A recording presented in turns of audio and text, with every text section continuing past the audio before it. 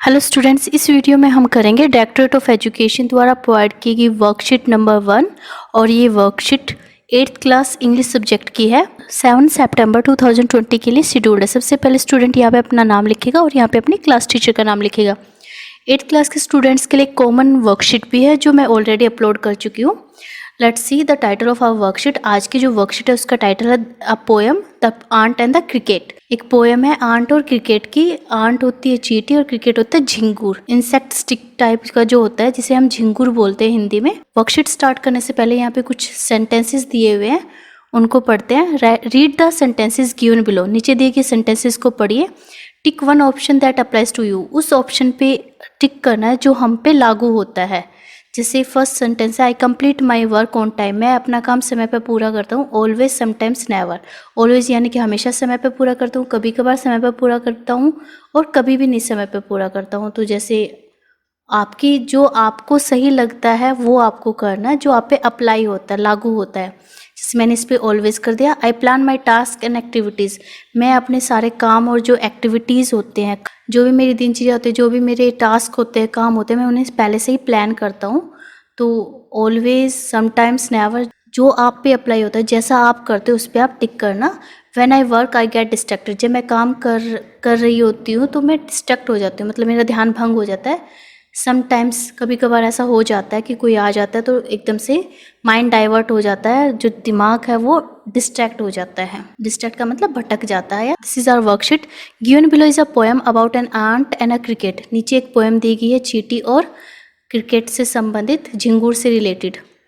The cricket spends the summer singing and playing. जो cricket है वो पूरी गर्मियाँ, जो अपनी गर्मियाँ किस में स्पेंड कर देता है, गाने और बजाने में, खेलने में। He doesn't plan anything for the future. वो फ्यूचर के लिए, भविष्य के लिए कुछ भी प्लान नहीं करता, कुछ भी नहीं सोचता। When the winters arrive he has nothing to eat. जब सर्दी आई तो उसके पास खाने के लिए कुछ नहीं था। He decides to ask the ant for help. तो उसने डिसाइड किया कि वो आंट से मदद लेगा, चींटी से मदद लेगा। Now read the first 2 stanzas from the poem and answers the questions that follow. यहाँ पे 2 स्टेंजा दिए हुए हैं इस पोएम के और कहा है कि इनसे रिलेटेड कुछ क्वेश्चंस भी दिए हुए हैं, उनको भी हमें सॉल्व करना है। This is stanza 1। हम स्टेंजा पढ़ेंगे, एक एक लाइन बाय लाइन इनको रीड करेंगे और इनके मीनिंग समझेंगे। A silly young cricket accustomed to sing. Accustomed का अर्थ होता है आदि। एक मूर्ख युवा झिंगुर था। यंग का अर्थ होता है युवा, क्रिकेट झिंगुर। एक मूर्ख यंग झिंगुर था जो गाने का आदि था। Through the warm sunny months of the summer and spring. पूरी गर्मियाँ और बसंत के दोपहले महीनों में उसने क्या किया, सारा जो गर्मी का सीज़न था, स्प्रिंग का सीज़न था, वो गाते हुए बिता दिया। उसकी आदत थी ये, यानी कि वो इस चीज़ का आदी था। वो सारा उसने अपनी गर्मी का सीज़न और स्प्रिंग सीजन, बसंत ऋतु का जो मौसम है, उसने गाने में गवा दिया अपनी आदत के कारण। Began to complain when he found that at home his cupboard was empty and winter was come. जब सर्दी का मौसम आया तो वह दुखी हो उठा। जब सर्दी का मौसम आया तो वो दुखी हो उठा। क्यों दुखी हो उठा? क्योंकि उसके पास कुछ नहीं था खाने के लिए, क्योंकि उसकी कबर्ड जो अलमारी थी वो खाली थी और सर्दियाँ आ चुकी थी। इसलिए वो कंप्लेन करना स्टार्ट कर देता है, शिकायत करना स्टार्ट कर देता है। Not a crumb to be found on the snow covered ground, not a flower could he see, not a leaf on a tree, oh what will become say the cricket of me. उसके जो घर का भंडार था वो खाली था। Note उसको एक सिंगल क्रम्प यानी एक छोटा सा टुकड़ा, सर्दी में बिल्कुल भी उसको छोटा सा टुकड़ा भी नहीं मिला खाने को। On the snow covered ground, उस बर्फ से ढकी जगह पर उसको कुछ भी नहीं मिला। Not a flower could he see, उसको एक सिंगल फ्लावर भी उसे नहीं दिख रहा था। Note a leaf on a tree, किसी भी पेड़ पे कोई पत्ती भी नजर नहीं आ रही थी। फिर वो सोचता है कि अब मेरा क्या होगा। वो चिंता में बोल उठा कि व्हाट विल बिकम, अब मेरा क्या होगा। ओह, यानी कि अब उससे टेंशन होने लगी। पूरी गर्मियों में और स्प्रिंग सीजन में तो वो गाता रहा, तब तो उसने प्लान नहीं किया कि सर्दियाँ भी आएंगी, उसे भोजन इकट्ठा कर लेना चाहिए सर्दियों के लिए। जब सर्दियाँ आई तो तब उसको एहसास हुआ कि उसने कितनी बड़ी गलती की। उसने सोचा कि अब मेरा क्या होगा। अब यहाँ पे दूसरा स्टेंजा दिया हुआ है, at last by starvation. Starvation का अर्थ होता है भूखमरी। And famine made bold, famine का अर्थ होता है अकाल, जैसे अकाल पड़ जाता ना। All dripping with wait and all trembling with cold. Away he set off to a miserly ant to see if, to keep him alive, he would grant him shelter from rain. And a mouthful of grain he wished only to borrow, he would repay it tomorrow. If not, he must die of starvation and sorrow. फिर वो कहता है, at last झिंगुर मरने लगा भूख के मारे, वह भूख से मर रहा था अकाल के कारण, अतः उसने हिम्मत जुटाई वर्षा से भीगता हुआ और ठंड से कांपता हुआ। All dripping with wet means वर्षा से, बारिश से भीगता हुआ, और ट्रैम्बलिंग विद कोल्ड का अर्थ है ठंड से कांपता हुआ। वह एक कंजूस चींटी के पास गया। मिजरली आंट होता है कंजूस चींटी के पास। उसने जानना चाहा कि क्या चींटी जिंदा रहने में उसकी सहायता करेगी, तो वो उससे रिक्वेस्ट करता है कि क्या तुम मुझे जिंदा रहने में मेरी मदद करोगी, सहायता करोगी। फिर झिंगुर ने उसे अर्थात चींटी से रिक्वेस्ट की, निवेदन किया कि वह उसे बारिश से बचाए, उसको शेल्टर दे, रहने के लिए जगह दे बारिश में। वह थोड़ा सा अन्न भी चाहता था और वह चाहता था कि उसको वो थोड़ा सा अन्न भी दे दे खाने के लिए, ताकि वो भूख से ना मरे। ही विश ओनली टू बोरो, उसका इरादा था कि वह इसको सिर्फ कर्ज के रूप में लेना चाहता था और कह रहा था कि वह शीघ्र ही इस कर्ज को उतार देगा। If not he must die of starvation and sorrow, अगर चींटी ने उस पर दया नहीं की, अगर चींटी ने उसकी हेल्प नहीं की, तो वो भूखमरी से या भूख से मर जाएगा।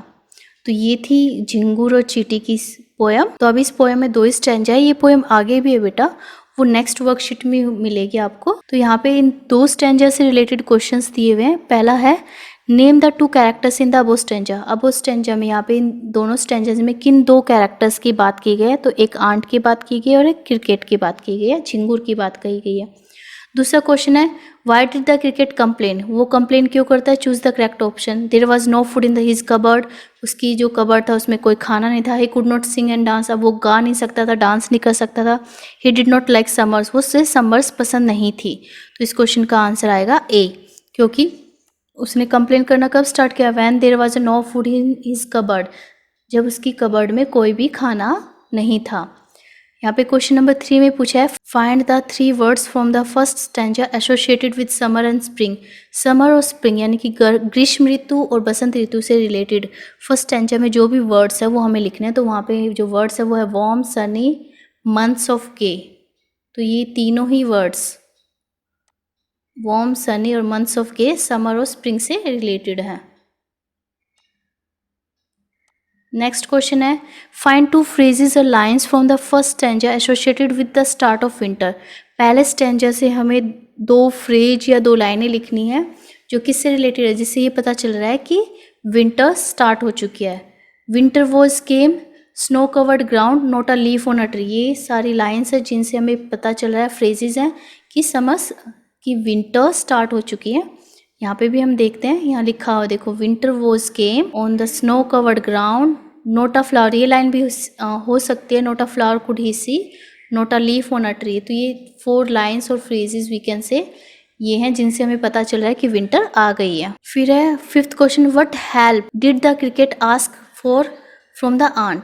चींटी से जो क्रिकेट है वो क्या मदद चाहता था, मनी पैसा चाहता था, फूड एंड शेल्टर खाना और रहने की जगह चाहता था, या वार्म क्लॉथ्स गर्म कपड़े चाहता था। वो चाहता था वो उसे खाना और रहने की जगह दे, फूड एंड शेल्टर दे। अब question number 6 find 2 words from stanza 2 that are related to shortage of food. Stanza 2 से हमें 2 वर्ड्स फाइंड आउट करने जिनसे पता चलता है जो रिलेटेड हैं, किससे संबंधित है, भोजन की कमी से। तो स्टारवेशन और फेमाइन, ये 2 वर्ड्स हैं जिनसे पता चलता है कि भोजन की कमी हो रही है। स्टारवेशन भूखमरी होता है, फेमाइन अकाल होता है। तो ये 2 वर्ड्स हमें फर्स्ट लाइन में दिए हुए हैं, starvation and famine. And question number 7 from the second stanza right the rhyming words for.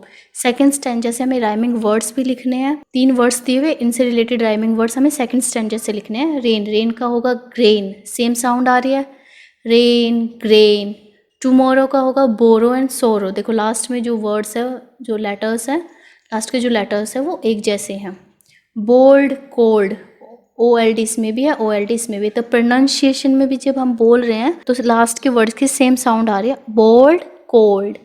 तो राइमिंग वर्ड्स इन्हें ही बोलते हैं जो एक जैसी लय में आए, रेन ग्रेन, टुमारो बोरो सोरो, बोल्ड कोल्ड।